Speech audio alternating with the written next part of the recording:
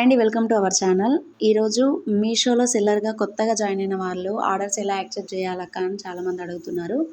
నాకు వచ్చేసి పెండింగ్లో 3 ఆర్డర్స్ ఉన్నాయండి. ఆర్డర్స్ వచ్చాయి 3, రెడీ టు షిప్లో 4 ఉన్నాయండి. ఆల్రెడీ అవి యాక్సెప్ట్ చేసిన ఆర్డర్స్ మొత్తం 7 ఆర్డర్స్ అండి. ఇప్పుడు పింక్ కలర్ శారీ ఉంది కదండి, యాక్సెప్ట్ మీద క్లిక్ చేస్తే ఆర్డర్ సక్సెస్ఫుల్లీ అని వచ్చింది కదా, అట్లా వస్తుంది మీకు కూడా. తర్వాత ఏం చేస్తారు అంటే, ఇప్పుడు నాకు 5 ఆర్డర్స్ యాక్సెప్ట్ చేశాను కదా, లేబుల్ అని కనబడుతుంది కదా బ్లూ కలర్, దాన్ని టిక్ చేశారంటే, ఇట్లా ప్రెస్ చేశారంటే లేబుల్ అనేది జనరేట్ అవుతుంది. జనరేట్ అయిన లేబుల్ని 1 బై 1 చూసుకోండి. దాంట్లో ఏముంటుంది అంటే, లేబుల్లో ఎవరైతే ఆర్డర్ చేసుకున్నారో వాళ్ళ అడ్రస్ అంతా అందులో ఉంటుంది. దాని మీద బార్కోడ్ ఉంటుందన్నమాట. అంతే అండి.